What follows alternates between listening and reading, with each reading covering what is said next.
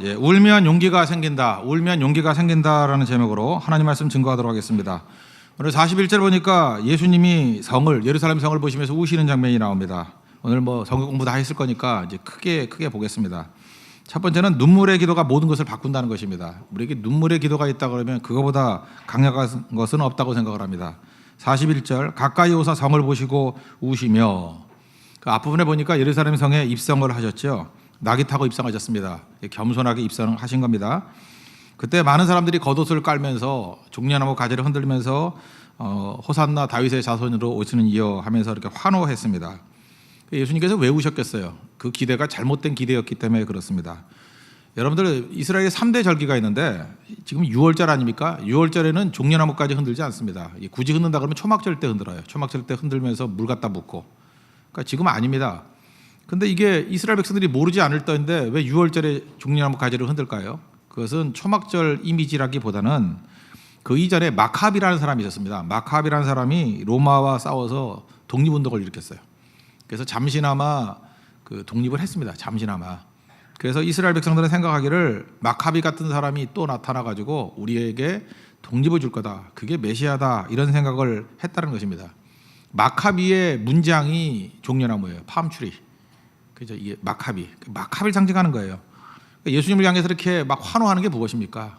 마카비 같은 역할을 해주세요. 그죠? 이렇게 정치적으로, 군사적으로 우리에게 독립을 주십시오. 그랬다라는 것입니다. 예수님께서 그 잘못된 기대를 바라보면서 이제 우시는 거예요. 우리도 인생이 그렇죠. 예수를 믿어도 이렇게 동기들이 다 틀립니다. 뭐 때문에 믿는지 겉모양은 비슷해 보일지 모르지만 마음속의 동기가 다 틀린 거예요. 결국은 지독한 게 자아거든요. 이 자아가 잘 안 깨집니다. 자기가 원하는 걸 얻고자 예수를 믿는 거예요. 그런 걸 자기 의라 그러는데 그거 죽어도 안 깨져요, 그거. 근데 죽으면 깨져요, 죽으면. 그래서 하나님의 뜻을 받아들이는 변화, 그걸 이제 born again이라 그러는데 그때부터 변화가 나타나기 시작한다는 것입니다. 예수님 당시에도 이런 일이 벌어지게 되었다는 것입니다. 여러분, 우리나라도 마찬가지니까 이 겉으로 볼 때 우리 맨날 내 문제 가지고만 그러잖아요. 근데 눈물의 기도를 할 때 변화가 돼요. 눈물의 기도가 있을 때 베드로도 돌아왔고 나중에 예루살렘도 회복이 된 거죠. 마지막에 보면은. 그래서 결국은 기도가 우리를 회복시키는 거지 다른 건 아니라는 것입니다. 어떤 공무원한테 들은 얘기입니다. 서울 인구가 1,300만인데 여자 인구를 반으로 딱 쪼갠다 그러면 650만쯤 되겠죠. 뭐 정확하진 않지만 650만. 제가 혼자 생각하는 겁니다. 그런데 이렇게 그 직업 여성이라 그러나요? 이렇게 유흥업소를 통해서 돈을 버는 여성이 글쎄 적게 보면 60만이고 많이 보면 150만이래요. 그렇다면 그 아무나 유흥업소에 갈 수 있는 게 아니지 않습니까? 먼저 애들은 안 갈 거 아니에요. 여자아이들. 애들은. 그리고 아줌마는 아닐 거 아니에요. 아줌마도 그런 데 가서 일합니까? 아니죠? 왜 대답을 안 해요? 아니잖아요.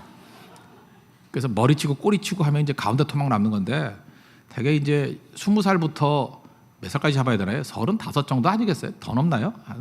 요즘에 젊어 보이니까 40이라고 합시다. 그렇게 다 따져봐도 이게 60만에서 150만이 되려고 그러면 난 믿어지지가 않아요. 3분의 1 정도 되거든요. 3분의 1 넘어요. 그래서 내가 다시 물었어요. 이게 말이 되냐고, 거짓말하지 말라고. 그랬더니 아니래요. 자기 통계가 정확하답니다. 그러면 그 여자들이 그렇게 일하려고 그러면 수요가 있어야 될 거 아니에요. 누가 갑니까? 그러니까 누가 가요? 아저씨들이 간다고요. 아저씨들이. 너무 젊은 사람들 안 간대요. 돈이 없어가지고. 거기 안 간대요. 거기 갈 필요도 없대요. 젊은 남자들은요 이렇게 여자친구들 만날 게 많기 때문에 홍대 클럽까지 그런 데 안 간대요. 그러니까 우리 한국의 이 아저씨들이 가는 거예요. 아저씨들이 너무 젊은 아저씨, 여기 앉아있는 형제보다 나이 많은 사람이 갈 거예요. 그죠? 그런 사람들이 간다고요. 그렇다 그러면 남자들은 그거보다 더 많은 수가 이렇게 될 거 아닙니까? 그렇다고 우리 가슴을 치면서 우리가 뭐 딴 거 개혁이 문제가 아니라 이게 우리 모습이잖아요. 뭐 내 모습이야, 내 모습. 우리 모습, 우리 가정 모습, 우리 주변 모습. 남자들만 타락한 게 아니더라고요. 여자들도 여자들 아줌마들이 미팅한대요. 남편 그 출근시켜놓고 난 다음에 뭐 미팅한다 그런 얘기도 들었습니다. 그죠? 여러분 주 안에 있는 분들이기 때문에 안 그렇지만 주 밖에 있는 분들은 그러신데요. 근데 그거 이끄는 분이 집사님이라는 얘기도 들었어요. 내가 어느 교회 집사님. 저기 사랑의 교회인가 거기 뭐 아는 분 얘기를 했더니 자기 교회 근처에 룸사롱이 있는데 강남 룸사롱이 있는데 8층이 다 룸사롱이래요. 8층이. 어디 끄떡끄떡 안 해? 아는 사람 가본 거 아니에요? 어떻게 끄떡끄떡 하는 사람이 있어? 8층이 다 룸사롱이래요. 거기에 아가씨 500명이 대기하고 있대요. 와, 500명이면 그 중형 교회인데 이제 500명이 상시 대기하고 있답니다. 이게 우리나라예요. 우리가 사실 예배를 여기서 드리는 게 아니라 우리 자신의 죄를 회개하고 우리 남산에 올라가야 될 필요성도 있는 것 같아요. 그죠? 거기서 바라보고 예수님과 같이 올 수 있는 모습들. 사실 그러면 변화되거든요. 울면은. 우리가 지금 뭐 이렇게 운동, 무브먼트 해가지고 변화되는 게 아니고 이스라엘을 회복시킨 것들은 울었던 사람들이에요. 그게 뭐 꼭 제사장 뭐 선지자 아니었더라도 누구든 간에 울었던 사람들을 통해서 변화가 된 겁니다. 요즘 아이들이 학교 안 가려고 그러잖아요. 학교 폭력이 뭐 심하다 그래서. 근데 영화 같은 거 한번 보세요. 나는 그 영화에서 학원 폭력이 미화되는 거 너무 많이 봤어요. 거기서 보면 깡패가 영웅이에요. 애들 때리는 사람들이 주인공이에요. 그런 청하는 마음껏 만들게 해놓고 난 다음에 그 학원 폭력이 있다고 문제 있다 그러면 되나요? 온갖 것들 거기서 다 배우잖아요. 그래놓고 해서는 안 된다. 이게 모순 아니에요? 우리는 그러고 있다라는 것입니다. 사실 비판 못할 사람이 누가 있어요? 비판은 제일 쉬운 거예요. 우리는 이성으로 느끼면 그냥 말해버리면 되는 거니까. 근데 기도하는 사람이 변화시키는 겁니다. 비판하는 사람이 변화시키는 게 아니라 기도하는 사람. 남 얘기 아니라 저부터 시작해서 그래요. 비판이 더 많았고, 그죠? 어떤 때는 침묵이 더 많았고, 사실은 눈물의 기도가 없었던 게 더 많았다고 생각합니다. 저는 하나님 앞에 제일 감사했던 것 중에 하나가 뭐냐면, 제가 확실히 나이가 들긴 들었는가 봐요. 상당히 어렸을 때 얘기인 것 같아요. 1974년도에 여의도 광장에서 엑스폴로 74라는 게 있었어요. 100만 명이 모였습니다. 거기서 기도했어요. 그러니까 74년 하니까 우리 교회도 15기 정도 되는 사람이 태어난 해더라고. 나는 그때 기억이 생생한데 15기도 굉장히 이제 지금은 어른이더라고. 그러니까 다 그게 뭔지 모르는 얘기예요. 그죠? 14년도에 여의도 광장에서 100만 명이 모였는데 이게 최초일 거예요. 그때는 교통이 좋지 않아 가지고요. 서대문부터 걸어갔어요. 저도 걸어갔어요. 우리 가족들. 거기서 서대문 거기 뭐 종군당 있는데 거기서부터 걸어갔어요. 차가 못 가가지고 걸어가는데 너무너무 기뻤어요. 다 그리스도인들이었어요. 그죠? 갈 때 걸어가고 걸어갔다가 나올 수가 없어요. 그 인원이 100만 명이. 그때 교통이 지금 같지 않아요. 뭐 스마트폰도 없고. 그래서 100만 명 중에 40만 명은 거기서 잤어요. 집에 올 생각도 안 했어요. 거기서 잤다니까요. 그 낮에는 얼마나 뜨거웠는지 아스팔트니까 신문지 깔고 뭐 방석 이런 것도 뭐 해봤어야 알지. 다 신문. 그때는 신문지가 모든 거예요. 신문지 깔고 있었어요. 우리 집이 약간 부자였거든요. 약간 부자였어요. 약간. 왜냐하면 우리 동네에서 텔레비전을 제일 먼저 산 집이었거든. 그래서 동네 사람들이 다 모여가지고 남진 나오나 보려고 우리 집에 다 모여 있었어요. 그런 집이에요. 약간 부자였어요. 그때 좀 좋은 신발 하나 사준 게 기차표 운동화였어요. 잠깐만 말표라 그러는데 말표 운동화나 모르겠어. 말표 그런 거 없어요. 기차표인데 혹시 어른들 기차표 운동화 기억나십니까? 근데 다시 찾아봤어요. 기차표 맞아요. 기차표 좋은 거였어요. 엉덩이가 너무 뜨거워가지고 그거 깔고 앉았어요. 그랬더니 우리 아버지가 혼냈어요. 이게 얼마짜리 신발인데 이걸 깔고 앉냐고. 우리 아버지가 그런 분입니다. 신발 깔고 앉는다고. 엉덩이 타 죽어도 신발은 안 된다고. 신발은. 그때 다 그러고 지냈어요. 그러고. 근데 그 중간에 둘째 날이니까 비가 왔어요. 진짜 억수로 왔어요. 근데 제 기억에 움직이는 사람 없었어요.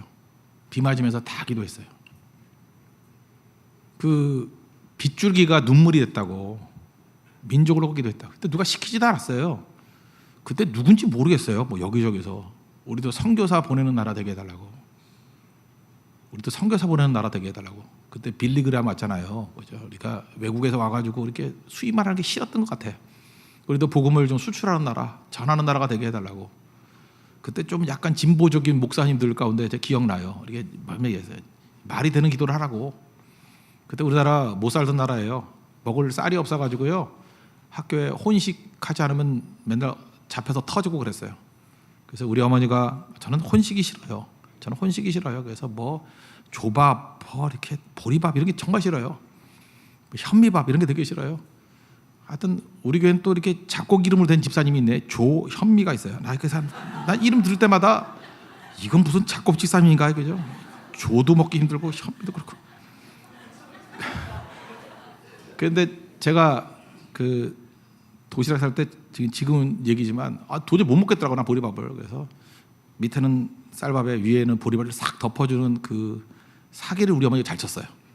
그래서 선생님이 볼 때는 하고 다 걷어내고 그거 먹고. 하여튼 그렇게 못 살던 시대예요. 못 살던 시대. 쌀밥 먹기 쉽지 않았고 쌀밥이 그렇게 흔하지 않았던 시대였던 것 같아요. 그때 우리 소원이 쌀밥 먹는 거였거든요. 쌀밥, 흰쌀밥.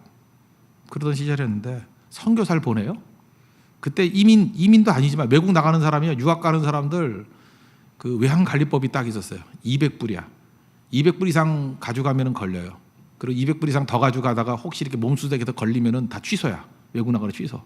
그래서 그게 너무 무서워서 거의 200불 이상 못 들고 나갔어요. 그때 이민 가는 사람도 있었어요. 200불 들고 이민 가면 그거 20만 원 아니에요. 10배로 쳐도 200만 원밖에 안 돼요. 100배로 쳐도 2천만 원인데 2천만 원도 안 돼요. 그 돈도 안 돼. 그래서 외국에 제가 어떻게 가는지 알겠어요. 외국 갔더니 그러더라고요. 200불 들고 와가지고 공항에서부터 닭장으로 갔대. 공항에 딱 내리면 닭장가 가서 닭 털 뽑는 거. 그거 1년 동안 해가지고 손에 물집이 생기고 피가 흐르고 내가 닭인지 닭이 난지 모를 정도로 닭 냄새가 온몸에 다 배어있는 그게 초창기 이민 생활이었어요. 그러던 나라예요. 우리나라. 200불 이상 가지고 나갈 수가 없는 나라. 너무 가난해서. 근데 선교사를 보낸대요. 이게 말이 되는 얘기예요? 근데 제가 보니까 그래요. 그때 눈물로 기도했던 것들이 지금 다 이루어졌어요. 지금 다 이루어졌다고. 지금 우리나라가 선교사 파송 2위예요. 미국 다음이라고. 인구 비율을 친다 그러면 1위예요. 눈물의 기도 당시에는 허황 때 보이지만 그거 다 이루어져요. 돌멩이 맞아 죽을 각오를 하고 얘기를 하는데 제가 2001년도인가 2000년도인가 그때쯤이었어요. 선교를 많이 보내는데 우리 민족의 약점이 뭐냐, 언어가 안 돼요.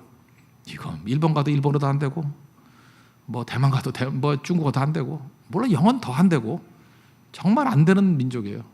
그래서 제가 발상에 전화를 했어요. 하나님, 우리 민족이 이거 외국어를 배워가지고 선교하려면 너무 힘듭니다. 우리 민족이 주시지 하는 게 언어의 은사인 것 같아요. 그래서 하나님, 우리 한국어가 외국에서 주요 언어가 되게 해주십시오. 그래서 2달인가를 같이 기도했어요. 한 1000명 넘게. 처음에 기도 제목을 줬더니 다 웃었습니다. 사람들이. 저런 이상한 기도 제목이 다 있냐고. 그러다가 나중에 진지해지다가 기도를 했는데 저는 그렇게 믿어요. 한류가 막 불기 시작하더니만 이제는 이제 한국어를 많이 알게 돼 있어요. 캄보디아 가서 놀랐어요. 20만 명이 한국어 능력 시험 본대요. 우리 네팔 선교 가봤죠? 그 타멜이라는 외국인들 모이는 타멜 지역에 가가지고 한국말로 욕 잘못하면 큰일 나요. 아저씨 그렇게 하면 안 돼요. 막 이래요. 한국말로. 어디서 왔어요? 그럼 이천에서 왔어요. 뭐 이래요. 일산에서 왔어요. 이러고 그 네팔 사람 가운데 한국말 잘하는 사람 굉장히 많아요. 영어 잘하는 사람보다 4배 수입이래요. 변화가 되잖아요. 눈물의 기도는. 하나님께서 그런 모든 것들을 엮어 주신 이유가 무엇입니까? 그걸 통해서 하나님의 일하고 뜻을 이루자는 거 아니겠어요? 저는 지금도 마찬가지라고 생각합니다. 우리에게 있는 모든 부분들 사실 뭐 지금 한탄하고 뭐 비판하고 뭐 문제 제기하고 그런 걸로 해결 안 됩니다. 우리가 해야 될 일이 뭐냐면 기도하는 건데 눈물의 기도가 있을 때 그것을 하나님이 사용하셔서 우리를 건져 주신다라는 거예요. 아까도 얘기했죠. 너는 세상의 빛이 되라고. 세상의 빛, 교회의 빛이 아니거든요. 좀 그만 모여 계세요. 너무 모였으니까 눈이 부셔요. 눈이 부셔. 눈이 부셔가지고 쳐다볼 수가 없어요. 빛은 모여 있으면 가치가 없어요. 흩어져야 된다고. 각각 흩어지면 어둠 속에 있는 빛은 정말로 가치 있는 것입니다. 살려낼 수 있다는 거예요. 우리가 이렇게 힘차게 성격하는 이유가 뭔지 아십니까? 우리는 아무것도 아닌 평범한 일들이 거기선 자극이 돼요. 우리가 예배드리는 모습을 통해서, 그죠? 그 새벽기도 시작하는 교회들도 있고요. 특별히 우리 대북 신소회 같은 데는 그 교단의 본부교회 아니에요. 본부교회인데 거기 꿈이 뭐냐면 수요일날 예배드리는 거예요. 대만에 수요 예배가 없어요. 수요일날 예배드리게 해달라. 지난번에 예배가 첫 번째 드렸어요. 이번 선교를 통해서도 계속 이게 불이 붙기를 원하는 거예요. 잘 보세요. 이게 빛이 되잖아요. 영향 받잖아요. 자극 받잖아요. 그런 일들을 위해서 하나님께서 우리를 부르셨다는 것입니다. 그래서 이번 가서도 열심히 복음 증거해야 되겠지만 눈물의 기도가 있어야 된다는 것입니다. 하나님, 대만의 땅을 불쌍히 여겨주시고 건져달라고. 우리 민족을 놓고도 눈물의 기도가 있으면 우리를 건져주실 것입니다. 역대하 7장 14절. 옛날에 이 찬양 참 많이 했는데 내 이름으로 일컫는 내 백성이 우리입니다. 그죠? 깨끗하고 더럽고 그 문제 아니에요. 하나님 백성이 그들의 악한 길을 떠나서 스스로 낮추고 기도하여 내 얼굴을 찾으면, 그래서 겸비해서 하나님을 찾으면 하늘에서 듣고, 하나님께서 듣고 그들의 죄를 사하고 그들의 땅을 고칠지라. 하나님의 약속입니다. 이거 해야 됩니다. 그죠? 하나님께 구하면서 스스로 낮추고 기도하면서 하나님의 얼굴을 찾으면 하나님께서 들으신대요. 그리고 죄를 사해 주신대요. 그리고 이 땅을 고쳐주다. 땅을, 이 땅 고쳐야 될 거 아닙니까? 하나님 앞에 이 비전의 약속을 붙들고 주님 앞에 나아갈 수 있는 믿음의 종 되기를 바랍니다. 두 번째 하나 더 살피겠습니다. 장사냐 기도냐예요. 예수님이 성을 놓고도 울었지만 사실은 예루살렘 성전을 놓고 우셨다고 하는 게 맞습니다. 성전에 가셨습니다. 갔더니 장사하는 무리들이 있죠. 다 쫓아내 버리셨어요. 그리고 뭐라고 얘기합니까? 그 이사야서 56장 7절인가요? 그 말씀을 인용하면서 56장 7절, 내 아버지 집은 기도하는 집인데 너네들이 강도 속을 만들었다. 이사야 56장 7절을 인용하면서 다 쫓아내 버리셨다는 거예요. 성전에서 왜 장사를 했을까요? 이런 거예요. 처음에는 뜻이 좋았어요. 레위기서를 보면은 하나님께 제물을 드릴 때는 흠 없는 제물을 드리는 거예요. 우리도 흠 있는 제물 드리면 안 돼요. 흠 없는 제물 드리는 거 좋은 거죠. 근데 멀리서부터 제물을 끌고 오니까, 양을 끌고 소를 끌고 오면은 중간에 상하잖아요. 그래서 예루살렘에 왔을 때는 흠이 생기는 거예요. 그럼 드릴 수가 없죠. 불편함이 생기잖아요. 그러다 보니까 흠 없이 좋은 양이나 소를 예루살렘 성전 옆에서 팔면은, 거기서 돈만 들고 와가지고 사면은 편리하죠. 그리고 흠 없는 소를 드릴 수 있겠죠. 처음엔 좋은 뜻으로 시작이 됐어요. 그런데 이게 나중에는 독점이 돼버리죠. 완전 독점. 이걸 누가 장악을 했냐면 제사장 집안이 다 장악을 한 거예요. 그래서 자기 집의 아들, 딸들에게 다 맡겨버린 거예요. 그 성전 재물, 흠없는 재물을 파는 거. 그리고 돈도 그 로마의 황제 화상이 있잖아요. 그거 바칠 수 없어요. 그래서 환전하게 만들었어요. 드릴 수 있는 세겔로. 그것도 독점을 한 거예요. 그러니까 이게 어마어마한 이권이 있는 거죠. 처음에는 좋은 의도로 시작했다가 나중에 보니까 돈벌이를 더 하고 싶어. 그럼 어떻게 하면 되죠? 좀 약간 가까운 데는 소나 양을 끌고 올 거 아니에요. 그러면 흠이 없더라도 흠이 있다고 판정될 권한이 누구에게 있어요? 제사장에게 있다고. 흠이 있어 이러는 거예요. 잠깐만 퇴짜를 놓는 거예요. 그럼 고민을 하는 거죠. 제사는 드려야 되는데 이게 잠깐 왜 퇴짜지? 누가 귀뜸을 해줘요. 저기 와이프가 소 팔고 있는데 저기서 사면 무조건 오케이야. 그래서 그 제사장 와이프가 하는 데 가서 소를 사서 제사를 드린다 그랬더니 무조건 다 통과. 무슨 일인지 알겠죠? 완벽한 구조학이에요. 완벽한 구조학. 예수님이 이걸 뒤집어 엎은 거예요. 그러니까 이걸 장사치를 뒤집어 엎는데 누가 화를 냈어요? 제사장들이 화를 냈어요. 왜? 그게 패밀리 비즈니스니까. 이런 정도로 무너지게 되었다는 것입니다. 그래서 교회는요, 교회 직분하고 이권하고 연결되는 일들은 절대 해서는 안 돼요. 절대로. 이거는 분리시켜야 돼요. 이게 분리시키지 않으면 나중에 큰 문제가 생기게 되고 이렇게 무너지게 된다는 것입니다. 제가 뭐 옛날에 교회에서 티셔츠도 한번 해봤어요. 제 교회 숫자가 많을 때니까 10,000원짜리 티셔츠를 10,000장 파니까 1억이더라고. 1억인데 거기서 뭐 자기들끼리 이렇게 리베이트가 오고 가고 그랬었는가 봐. 아니라 그러는데도. 그러니까 소개시켜준 사람한테 뭐 한 1,000만 원 주고 뭐 이런 식으로.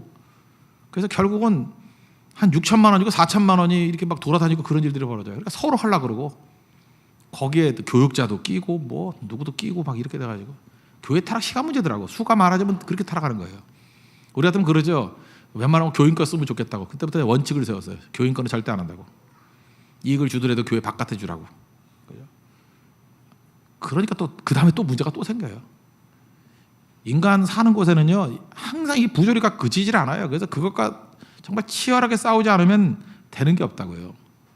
지금 예수님께서 두 가지를 대비시킨 거예요. 장사냐 기도냐. 장사라는 거는 핵심이 뭐냐면 거래예요. 거래의 핵심은 뭐냐면 내 뜻이에요. 내 뜻을 관찰하기 위해서 하나님을 이용하는 거죠. 거래. 내 뜻이에요. 내 뜻. 그래서 장사 마인드로 하나님 믿을 수 있어요. 장사 마인드로. 내 뜻을 이루기 위한 거래예요. 여러분 남녀지간에도 왜 하나가 되지 못하는지 알아요? 자꾸 거래가 되기 때문에. 그래서 남자가 이렇게 해주면 여자는 이렇게 해준다. 그게 거래지. 그래서 여러분 언어에서도 거래적인 언어를 사용하면 그건 사랑 아니에요. 그 기브 앤 테이크 그 웃긴 소리 하면 그게 무슨 사랑이에요. 거래가 돼서는 안 되고요. 그냥 자기를 집어 던지는 거예요. 그게 사랑이죠. 조건이 없어야 되는 거예요. 근데 요즘에는 그걸 못 하는 거야. 그래서 뭐 남자가 뭐 이벤트를 해주면 여자가 뭘 해주고 맨날 이런 요상한 짓들 해가지고 그 제가 화를 내는 이유가 뭐냐면 진짜 좀 사랑을 하라고. 그죠? 그런 쇼하지 말고 진짜 사랑을 하라고. 진짜 사랑은 숨어서 하는 거예요. 둘이서 하는 거지 남에게 떠벌리는 게 아니야. 얼마나 사랑할 자신이 없으면 떠벌리고 다녀. 둘이 하는 거라고. 둘이 은밀히. 근데 우리 마음 가운데 거래 마인드가 있어요. 하나님 내가 이렇게 했으니까 이거 주세요. 이번에 선교 거래로 하는 사람 있습니까? 내가 대만 선교 갔다 올 테니까 이거 해주세요. 책임져 주세요. 그 마인드가 그게 틀린 마인드라고요. 기도는 뭐예요? 기도는 내가 없는 거예요. 하나님의 뜻을 받아들이는 거예요. 하나님의 뜻을 내 인생 가운데 받아들이는 거예요. 그래서 내 아버지 집은 기도하는 집이에요. 하나님의 뜻을 받아들이는 거예요. 그래서 기도하는 백성들이 목마른 게 뭐예요? 말씀이라고. 그래서 예수님께서 그 다음에 내 아버지 집은 기도하는 집이다. 그리고 그 다음에 하신 일이 뭐예요? 말씀 가르치셨죠? 47절 예수께서 날마다 성전에서 가르치시니 말씀을 가르쳤어요. 말씀을. 그러니까 기도하는 백성들은요 하나님의 뜻에 대한 목마름이 생기는 거예요. 기도를 하는데 여러분 기도를 많이 하다 보면 목마름이 생겨요. 하나님의 뜻이 뭘까? 더 기도가 안 나오는 거예요. 뜻을 알아야 기도를 하지. 하나님의 뜻으로 채우는 게 기도니까. 그러니까 말씀을 듣고자 하는 마음이 생겨요. 말씀을 붙들고 또 기도하는 거예요. 그게 이루어지게 해달라고. 그래서 말씀이 공급이 되면 기도가 기도되는 거예요. 바른 기도가 되는 거예요. 그랬더니 어떤 일이 벌어져요? 여기 대제사장들과 서기관들이 백성의 지도자들이 그들을 죽이려고 하더라. 그런데 48절 백성이 다 그에게 귀를 기울여 들음으로 하나님 말씀이 선포되고 말씀이 그의 기도 가운데 풍성해지면 이걸 뭐라 그래요? 압도되는 거예요. 압도. 하나님으로 압도가 되놓으니까 어찌할 방도를 찾지 못하더라. 이 마귀 새끼들이 당황하더라는 거예요. 어쩔 줄을 모르더라는 거예요. 우리가 마귀를 어쩔 줄 모르게 만드는 방법이 뭔지 아십니까? 기도하는 성도를 만들고요. 그 속에 말씀을 공급해 주면 자기 뜻은 다 사라져버리고 하나님의 뜻이 세워지잖아요. 하나님의 뜻을 수용하잖아요. 그러면 그 교회는 하나님의 뜻으로 충만한 교회가 되고요. 그 성도는 하나님의 뜻으로 충만한 성도가 되는 거예요. 그러니까 마귀가 어쩔 줄을 모르고 어찌할 방도를 찾지 못한다고요.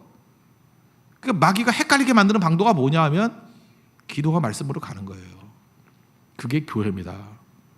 이게 아니면 그때부터 혼돈이 생기기 시작한다는 거죠. 다 무너지기 시작한다는 거죠.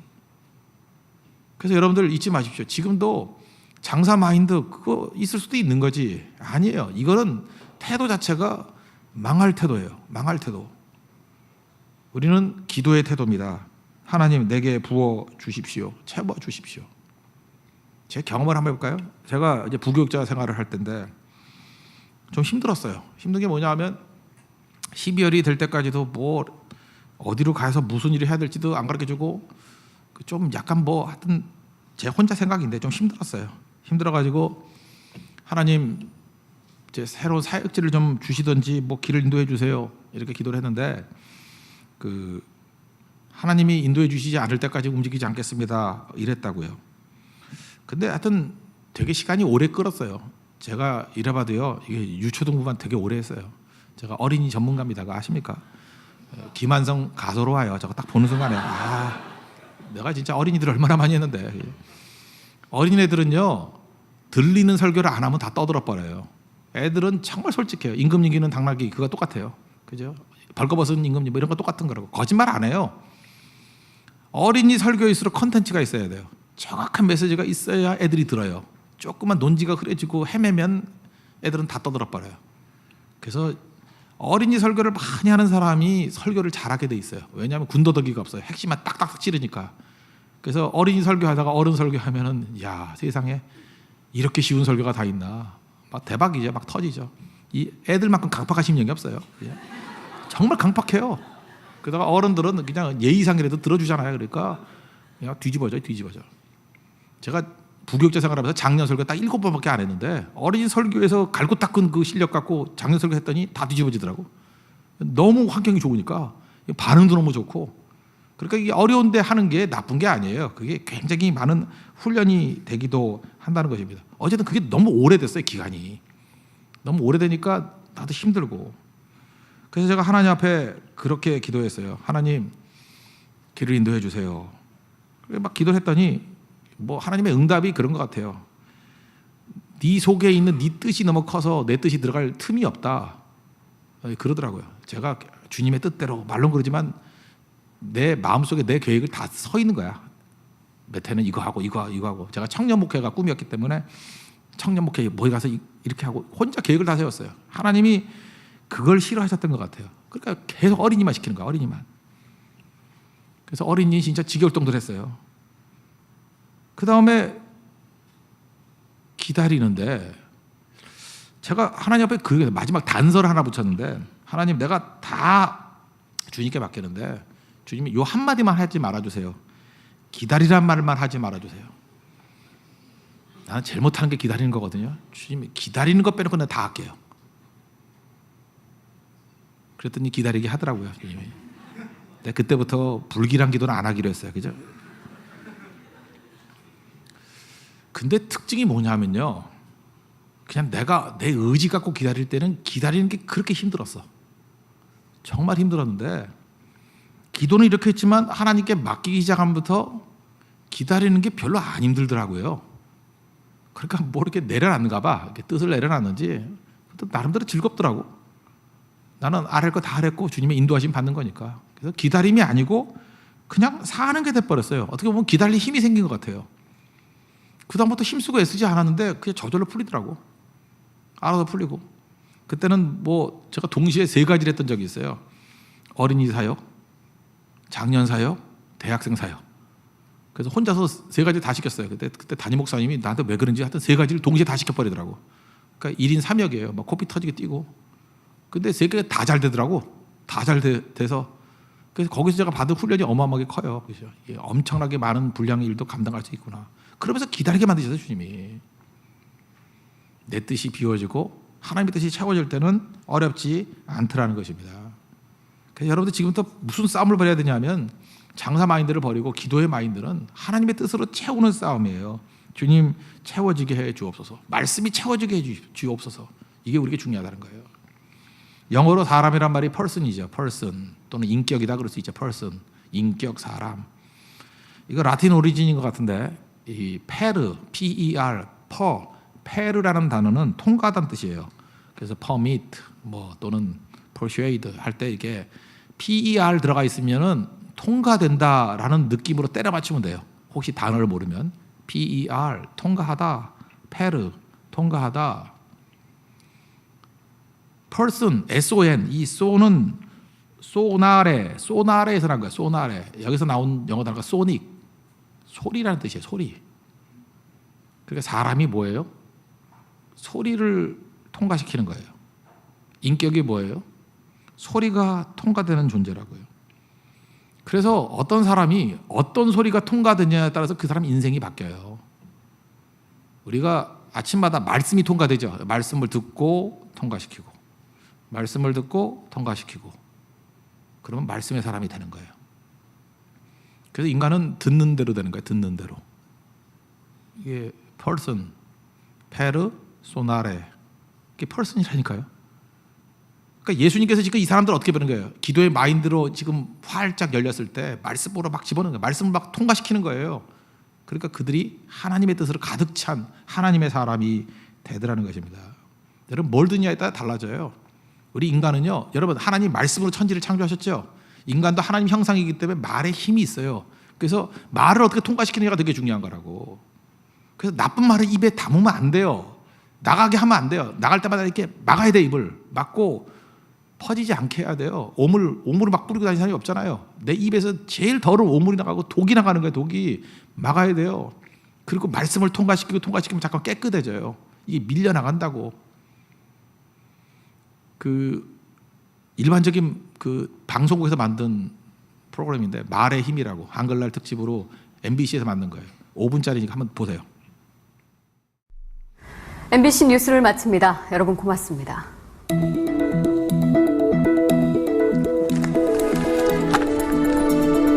수고하셨습니다. 나 카메라 앞에 서면 누구나 긴장하기 마련이죠. 사실 저도 마찬가지인데요.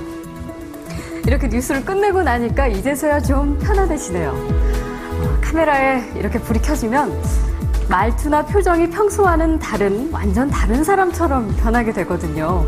방금 전 뉴스를 하던 저와 지금 제 모습이 이렇게 다른 것처럼 말이죠. 여러분은 오늘 어떤 말을 가장 많이 하셨나요? 매일같이 쉴 새 없이 말을 하는데 뭘 그런 것까지 신경 쓰느냐고요? 글쎄요, 과연 그럴까요? 무심코 내뱉은 말 한마디 속에 엄청난 비밀이 숨어 있습니다. 실험 다큐 말의 힘. 자, 이제부터 시작합니다.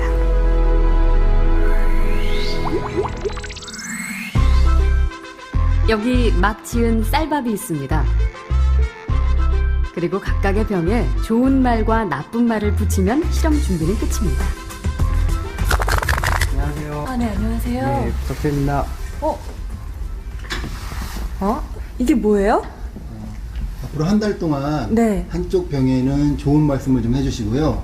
그리고 한쪽 병에는 듣기 싫은 말씀을 좀 해주세요. 아, 뚜껑을 열고요. 알아들을까요? 고맙습니다. 아, 예쁘다. 냄새 날 것 같아. 짜증나. 미워. 카메라 앞이라 그런지 짜증나도 너무 짜증 안 나게 얘기하시네요. 제대로 한번 짜증나게 할까요? 네, 짜증. 어우, 짜증나. 아, 힘들어요. 이런 말 못하는데. 아. 고맙습니다. 짜증나. 감사합니다. 짜증나. 아, 예쁘다. 아유, 짜증나. MBC 아나운서실과 일반 사무실 모두 5곳에 전달했는데요. 4주 후 과연 어떤 변화가 생길지 함께 기다려 볼까요? 4주 후 안녕하세요. 맡긴 물건 찾아왔습니다. 아, 맡기신 물건이요? 이거죠? 그리고 여기요. 두 눈을 믿기 힘들 정도로 차이는 분명했습니다. 고맙습니다는 예쁘잖아요. 하얗고 뽀얀 곰팡이가 많이 생기긴 했는데 하얗고 뽀얀 곰팡이가 있고요. 이거는 좀 짜증나는 곰팡이가 생겼달까? 이 붙은 이름 그대로 따라간 것 같아요. 좋은 말을 들려준 쌀밥에선 구수한 누룩 냄새가 났지만 나쁜 말을 들려준 쌀밥은 썩어버렸습니다. 대체 어떻게 했길래 이런 차이가 난 걸까요? 사랑해 사랑해 너무 예쁘다 고맙습니다 다다다다다 쏘아붙고요. 그리고 나서 가끔 얘 보잖아요. 그럼 많은 얘기도 안 했어요. 너무 미워 짜증나 이렇게 하고 딱 놓거든요. 근데 저도 진짜 신기한 거예요. 차이가 이렇게 확연하게 보이니까. 저 사실 처음 이 실험 의뢰를 받았을 때 반신반의했거든요. 이 말 한마디로 이렇게 차이가 생길까. 근데 눈으로 딱 보니까 저도 사실 좀 안 믿겨지고요. 신기하죠. 귀가 어디 달린 것도 아니고 여기 세반고리관이 들어가 있는 것도 아닌데 혹시 우리가 모르는 귀가 밥에 있나요? 3, 4일부터 이쪽이 막 변화가 되니까 좋은 말을 해야 되겠다라는 생각? 그다음에 사람들한테도 속상한 일 있거나 이랬을 때도 좋은 말을 많이 해서 이 사람들이 변화됐을 때도 이렇게 변화되지 않을까라는 생각도 해봤어요. 굉장히 좀 놀랐고요. 처음 주셨을 때는 과연 될까라는 생각을 많이 했었는데요. 이제 이렇게 된 거 보니까 이쁜 말을 좀 많이 써야 되겠다는 생각이 듭니다.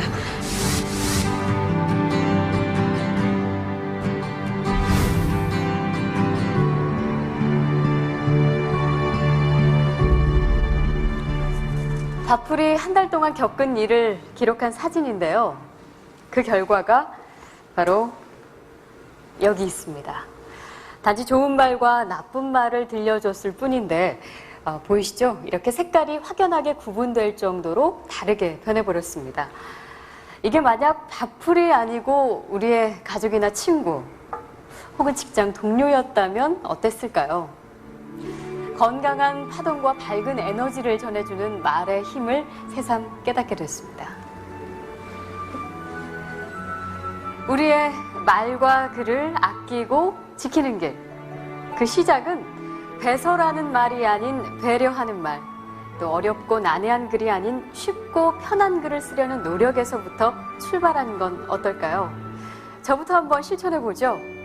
여러분 고맙습니다. 그리고 사랑합니다.